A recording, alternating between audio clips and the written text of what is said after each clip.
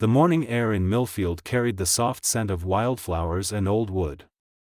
8-year-old Emma Wilson knelt beside the gravel road that led into the hills, her small hands trembling as she reached toward the injured German shepherd sprawled in the tall grass. The dog didn't move much, just a flick of her tail and a flicker of pain behind her brown eyes. Blood had matted the fur along one leg, and her breathing was shallow, uneven.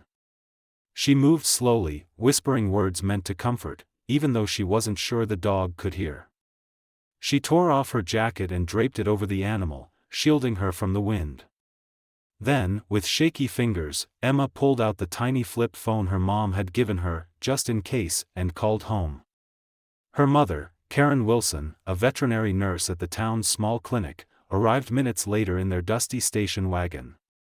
Together, they loaded the wounded dog into the back, Karen murmuring quick instructions while Emma cradled the dog's head in her lap, whispering softly, "You're safe now.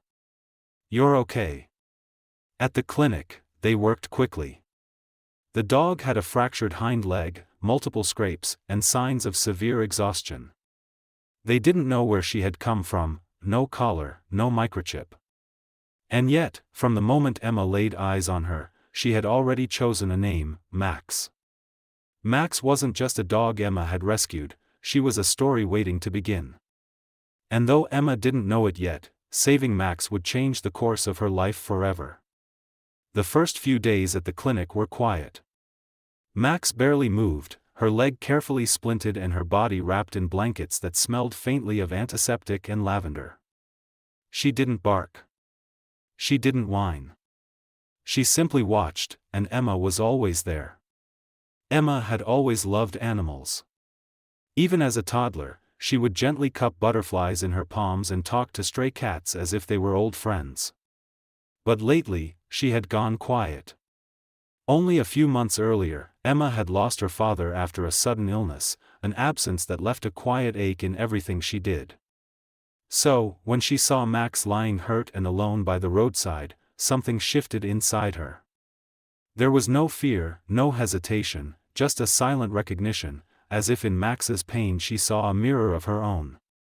Emma didn't just feel sorry for Max, she loved her from the moment their eyes met. After school, Emma would head straight to the clinic instead of home. She'd sit cross-legged beside Max's crate, reading books out loud, sometimes fairy tales, other times stories about wild animals and loyalty. She talked about her day in the quiet, gentle way children do when they know someone is listening, even if that someone can't speak back.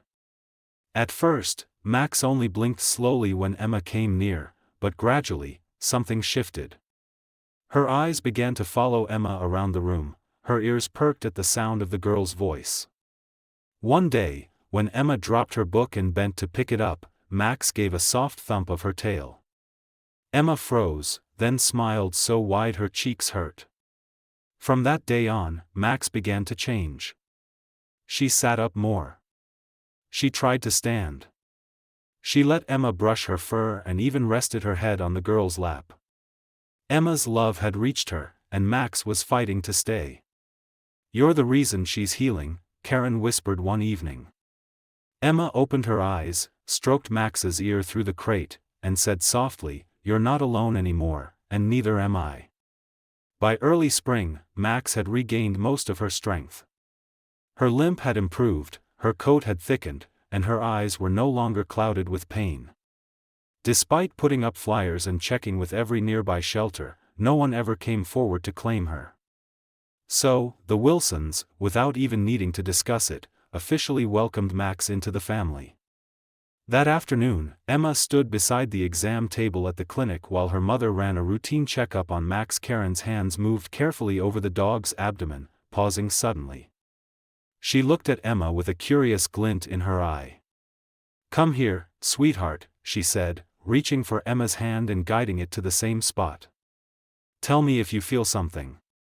Emma tilted her head, curious. At first, there was nothing, just the gentle rise and fall of Max's breathing. But then, a tiny ripple, a soft flutter, like a heartbeat underwater. Her eyes went wide. "Is that?" Karen smiled. "Yes, Max is going to have puppies." Emma stood still, stunned by the wonder of it. Her hand rested over the spot, and her whole face lit up with joy she hadn't felt in a long time. "Puppies," she whispered, as though the word itself was magic. That night, Emma made a bed on the floor next to Max's crate. She curled under a blanket, laying her cheek against Max's warm side. The room was quiet, but Emma's voice was steady. "I'll help you," she whispered. "I'll take care of them. I promise with all my heart." Max gave a soft sigh and shifted closer. In that moment, under soft light and steady breath, a promise passed from girl to dog, quiet, sacred, and unbreakable. The morning started like any other. Sunlight streamed through the windows of the Wilson home, casting golden patterns across the hardwood floor. Emma sat at the kitchen table, lazily swirling her spoon in a bowl of cereal, listening to the quiet hum of her mother preparing for the day. Max lay near the window, her swollen belly rising and falling in a slow, rhythmic motion. Everything felt peaceful, predictable, safe. Then came the sound, a sudden, dull thud from the living room, followed by a sharp, broken whimper. Emma's spoon clattered to the floor as she jumped up, her heart slammed against her ribs. Karen was already moving, a tightness on her face Emma hadn't seen before. "Max!" Emma shouted, running after her mother. They found her collapsed on the floor, her breathing ragged, her body trembling. One of her hind legs kicked out weakly before going still. Karen dropped to her knees, already checking Max's pulse, her eyes scanning for signs that something, anything, was still stable. "Emma, get the emergency kit now," she said, her voice steady but tense. Emma froze for a heartbeat, staring at Max's glassy eyes, then turned and sprinted down the hallway. Her fingers fumbled at the latch of the kit as she called out for help, voice breaking. The next few minutes passed in a blur: blankets, gentle hands, the roar of the car engine. Emma sat in the back seat, cradling Max's head in her lap as they sped toward the clinic. "Stay with me," she whispered over and over, brushing the fur back from Max's face. "You have to stay." But deep inside, somewhere beneath the hope, fear had begun to root. She could see it in her mother's hands, shaking just slightly. She could feel it in the way Max's breathing faltered, slowed. And though Emma didn't want to believe it, didn't dare, a small voice inside her whispered the words she couldn't bear to hear: something was terribly, terribly wrong. The clinic smelled of antiseptic and fear. Emma stood trembling in the hallway, her arms wrapped tightly around herself. Through the glass doors, she caught a glimpse of Max, limp, motionless, being rushed into the emergency room. The doors swung shut with a final thud that made her flinch. Karen disappeared behind them, joining the team of veterinary staff as they worked urgently. Machines beeped, voices called out clipped instructions. Emma could just make out her mother's figure, her movements practiced but desperate. Everything felt distant, like watching someone else's nightmare. Emma pressed her forehead to the cold window, searching for Max in the chaos. Her breath fogged the glass, and her tears smeared across it, but she didn't move. She barely noticed when a nurse tried to guide her to a chair. She didn't hear the words of comfort being offered. All she could do was hope, hope beyond reason, hope beyond anything real. Then the door opened. Karen stepped out first, her face pale and wet with silent tears. Behind her, a man Emma hadn't seen in years followed, Dr. Alan Myers, the clinic's senior vet, who had come in on emergency call. Emma looked up, her eyes wild with question. She didn't need them to say it, she could see it in their faces. Karen knelt beside her. "Emma, sweetheart," Emma shook her head. "No," she whispered. No, she was okay. She was going to be okay. "I'm so sorry," Karen choked. "Max didn't make it." The world cracked. Emma dropped to her knees, sobbing into her mother's arms.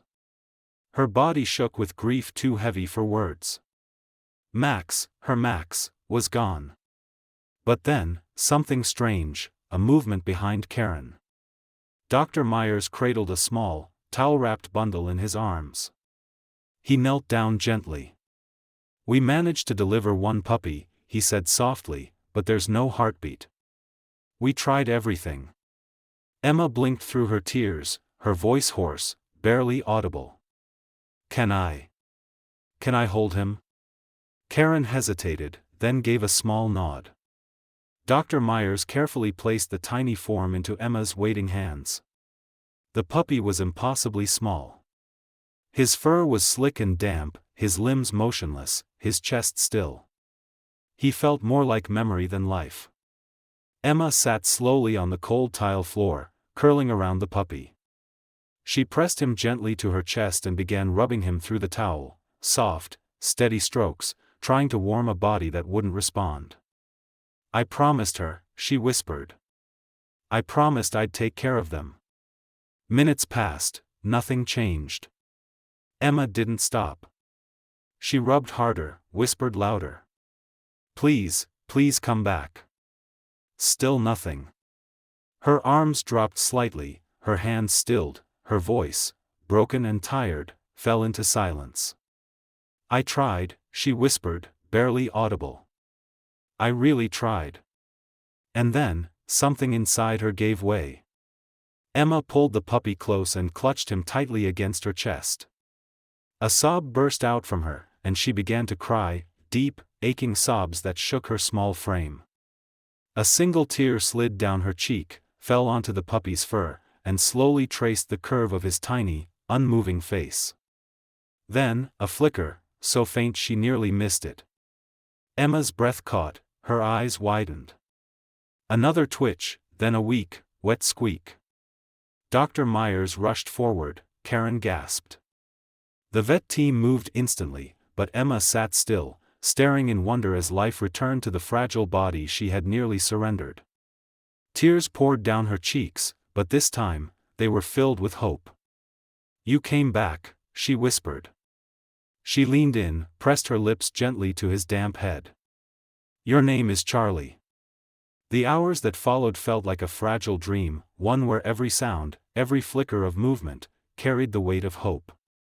Charlie was rushed into the clinic's neonatal unit, a small, temperature-controlled space usually reserved for the most vulnerable patients. He was placed inside a glass incubator, no bigger than a laundry basket. Tubes and wires monitored every breath, every heartbeat. A tiny heating pad cradled his body, and soft light bathed him in warmth. Karen explained everything in a low, steady voice. "His temperature has to stay constant. He needs round-the-clock feeding and respiratory support. Even with all that, survival isn't guaranteed." Emma listened without blinking. She didn't flinch, she didn't cry. She simply nodded. From that moment, she was by Charlie's side every second she was allowed to be. After school, she'd rush to the clinic, pull a chair up beside the incubator, and press her hands to the glass. She eavesdropping in a whisper, soft, steady, and full of something fierce. "You're doing great," she told him. "Just keep breathing. I'm here." Sometimes, she read aloud stories of brave heroes and lost animals who always found their way home. Other times, she just watched, her breath matching his tiny, fluttering chest. At night, while her mother handled the 2-hour feedings, Emma lay awake in bed, staring at the ceiling and whispering silent prayers into the dark. Slowly, agonizingly, Charlie began to change. His heartbeat grew stronger, his legs kicked just a little harder. The deep blue tint around his nose and paws began to fade. One evening, Emma arrived to find him sitting up, barely, shakily, inside the incubator. When he spotted her, his eyes opened wider, and the tip of his tail thumped once against the soft blanket. Emma laughed through her tears. Charlie was breathing, and this time, he wasn't fighting alone. As the days turned into weeks, Charlie's fight for life became a quiet miracle unfolding before Emma's eyes. No longer confined to the incubator, Charlie was moved to a cozy corner of the clinic, an enclosure filled with soft blankets, low walls, and the comforting scent of Emma's sweatshirt. He still needed around-the-clock care, but he was stronger now, more aware. Every day, Emma sat cross-legged beside him, her presence calm and steady. She spoke to him constantly, sometimes telling him about her day, sometimes simply repeating, "You're safe. You're loved." Charlie responded to her in ways that left the entire staff in awe. He would lift his tiny head the moment she entered the room, his eyes following her every move. When she reached into his enclosure, he scooted closer, pressing against her palm, the tip of his tail wagged in quiet joy. Karen noticed too. One afternoon, she watched as Emma helped Charlie take a few wobbly steps toward her. "I've never seen anything like this," she whispered. "He knows you, Emma. You're his person." And Emma knew it too. In the quiet hours they spent together, a new bond was forming, not just of survival, but of purpose. Charlie wasn't just a puppy, he was Max's legacy. He was Emma's second chance to keep her promise. Each feeding, each small step, each nuzzle against her hand was proof that love, real love, could rebuild what had once felt broken. One evening, after another gentle session of physical therapy, Charlie curled up beside Emma and fell asleep with his head tucked beneath her arm. She looked down at him, her hand resting over his heartbeat. "I've got you," she whispered. "We've got each other." And for the first time in a long time, Emma didn't feel like she was healing alone. Day by day, fear loosened its grip. Emma began to notice the small joys, how Charlie's tail wagged at her voice, how his tiny bark grew stronger each day. The ache of losing Max was still there, but now it came with warmth. She was no longer just saving him, they were growing together. In the quiet rhythm of their days, something began to shift, not suddenly, but slowly, like morning light creeping into a dark room. Emma no longer held her breath every time Charlie stirred. His movements grew steadier, his eyes brighter. And with each tiny victory, his first bark, his first clumsy chase after a toy, Emma felt a piece of herself begin to heal. They were no longer just surviving, they were learning how to live again. As Charlie grew, so did Emma. The clumsy little puppy who once fit in the palm of her hand was now bounding across the clinic floor, ears too big for his head, paws always a step ahead of his balance. He was full of energy, full of life, and always full of love for Emma. She trained him patiently, celebrated every small milestone, and kept a picture of Max by Charlie's bed. Sometimes, when Charlie curled up beside her, Emma could almost feel Max's spirit there too, watching, proud, at peace. One afternoon, as Emma brushed Charlie's now thick, healthy coat, she looked up at her mother and said softly, "I want to be a vet someday, like you." Karen turned to her with wide eyes, then knelt beside her daughter. "You already have the most important part," she said, brushing Emma's hair behind her ear, "a heart that never gives up." Emma smiled, the words settling deep inside her. The pain of losing Max was still there, but it no longer held her back. Because Charlie was here, and with every breath he took, Emma remembered what she had promised, not just to Max, but to herself. And that quiet promise was already shaping the life Emma would grow into, one filled with care, courage, and purpose.